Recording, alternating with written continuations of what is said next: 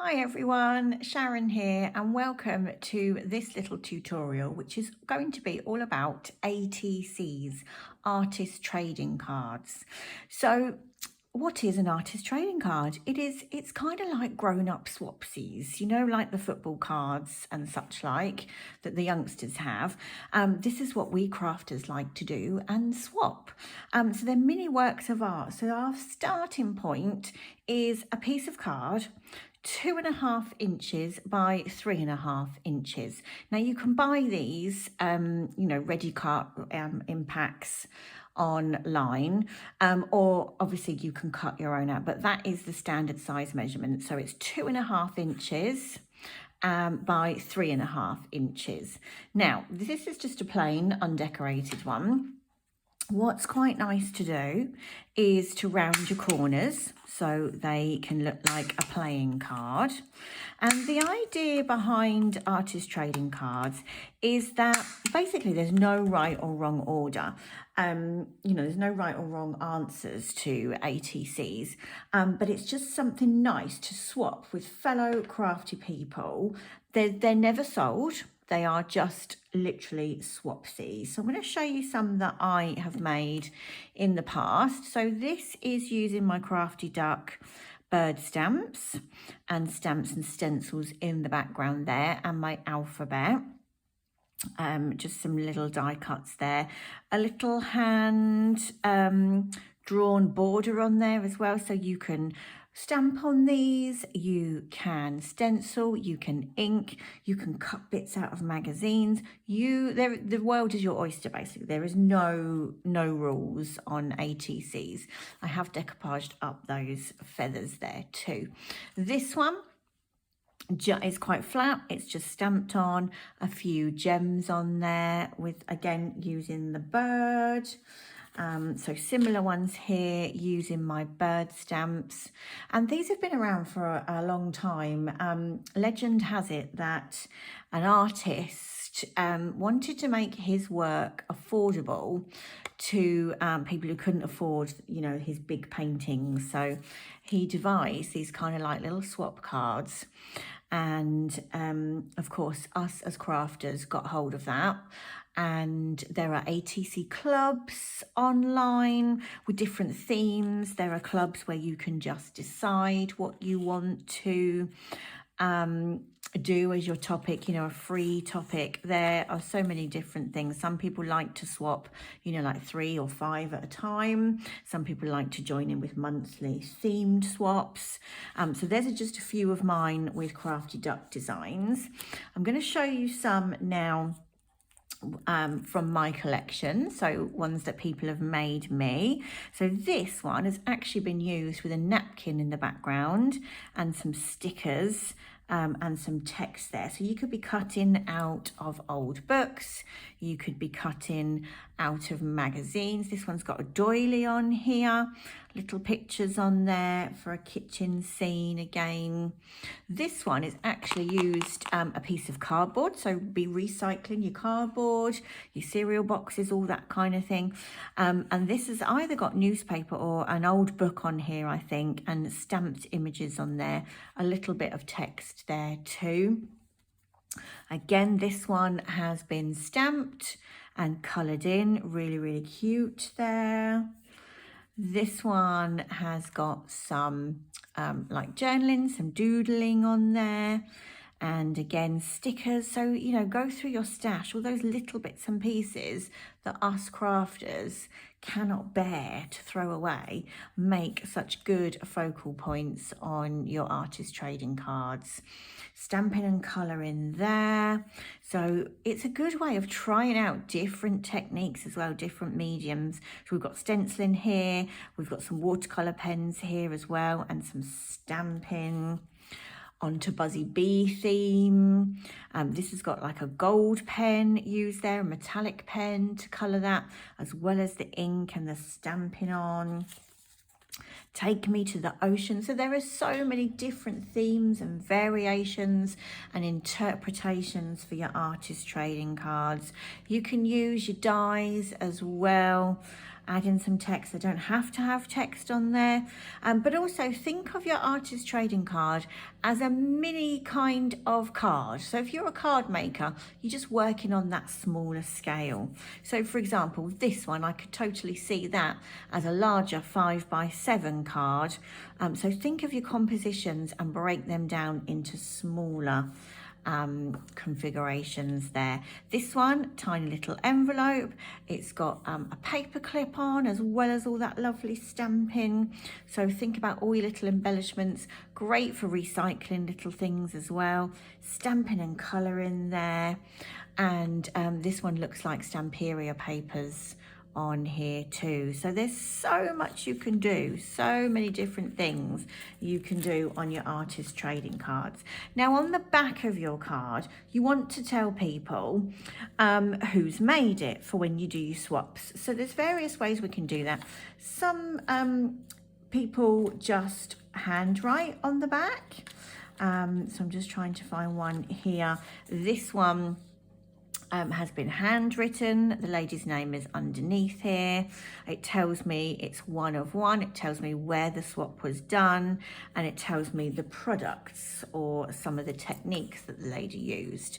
This I have had for ages, this sheet. This was part of Leonie's ATC club actually, many years ago. So you could have something like this print out on your computer. So here it says title. So give your artist trading card a title. For example, this one I could call Dream. The artist would be my name. Info would be that I've used Crafty Duck stencil, stamp and alphabet stamps there. And then give it a date, the date you made it as well, or perhaps March 2024 swap. You know, add the group name on there, perhaps, whatever you so wish. So you can personalise by just writing on the back of your ATC, make yourself a sheet like that. This has obviously been well loved in my box. Or you can, there are various different stamps on the market. So you can stamp that onto the back. This is a Pip Art one. This is Dali Art's sister, Pip. I don't know if these are still available, but if you type on into your search engine ATC stamp, I'm sure you'll get different versions coming up.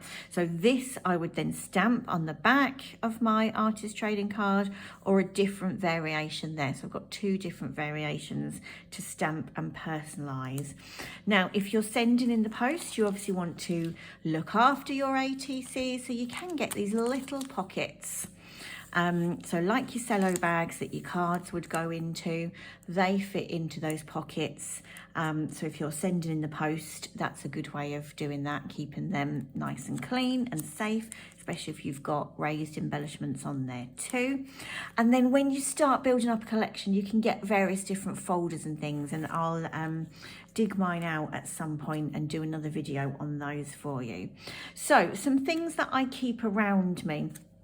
On here, I've just got a clothes peg.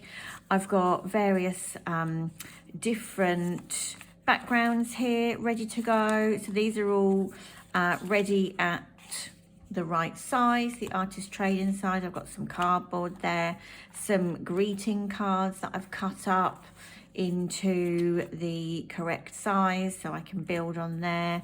Again, where I've been cleaning my stamps or making backgrounds. Here I've experimented with a punch, so that's a background ready to go. Again, greetings cards, and I've layered up different papers on there. This one I've used a napkin over a background, so I could just use some text there. A little bit of stamping that went wrong, but I'm not going to throw it away. Us crafters are hoarders as well, aren't they? So I keep that on my table, so when I fancy making an ATC, I've got that to hand. The other thing that's really useful in my wallet here, I have got lots and lots of goodies. You know, all those bits of paper you can't bear to throw away. This is packed in here, look, absolutely packed. So I'll show you what I've got in here. So where I've cleaned my stencil, this is going to make a good background for an ATC. I've got little torn pieces of paper where I've chopped down a stenciled background there. from a larger card. I've kept that. Another ATC there. Inky backgrounds, so where I have perhaps cut that off again for a larger card, I've kept that. These here have been created just with acrylic paint, so where I've had an acrylic paint project, I've just smooched that off my board to create these coloured backgrounds. So those are really useful. I can stamp on those, I can cut those down. But obviously I didn't want to waste that paint, really fluorescent there with that pink. So these are all ready to roll. Inky background there. So obviously I've been trying out a new stencil, trying out different colours. So I can use these on backgrounds as cards as well as my ATCs. So I tend to keep all these here. I've been experimenting, playing with stencil pastes. Perhaps this was prep for a TV show, so I can see the different colours. Again, acrylic paint, so we've got that texture on there. This is just splashed from where I've been inking, but of course I keep that. Stenciling, I keep all these little bits and bobs, so I am ready to go for, trying out pens as well. So keep all these little scrappy bits because you're going to do something with those. So a nice, really simple artist trading card. Here is where I have been testing out my watercolour pens. So this was on a 6x4 and I've just cut that butterfly out there because that was where I was testing out my watercolour pens. I'm going to round the corners again, and you'll find lots of different corner punches on the market. This is an X-cut one, so probably purchased from the range many moons ago. So I've got my butterfly. Let's bring in some ink here. So I've got my inky brush there. I'm not re-inking, I'm just going round to tone that white down and give it a little bit of a frame and give it some colour. And then what we can do is we can take one of our thin black markers. I'm taking this from my watercolour pen set, and then we can do a little border around here. So just freehand border with this fine liner. And as I say, there is no right or wrong with your artist trading card. It's really good to try out new techniques as well. Perhaps things that you're not sure on, like I was testing out those stencil pastes on those backgrounds. It's just getting used to working in a smaller way. If you're a card maker and you're used to, you know, making large cards, it's just working on a smaller format. So I've just done a little border there for my butterfly. And then we can very simply just add a sentiment. So these sentiments came from a magazine box kit. And I'm going to just use, I think, beautiful down here. This beautiful black sticker to tie in with the black there. So I've got beautiful on there. And I think I might just add, there was also on this sheet the black butterfly sticker, so I can add that in that corner there. And that's just a very simple, quick ATC that I can then pop into my swaps box and send that out to somebody.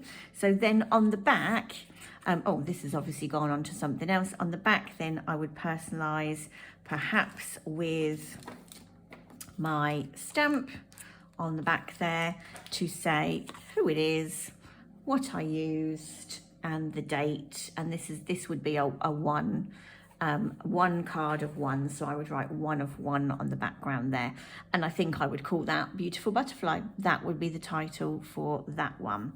So let's take another one here and see what goodies we have got to use with this one.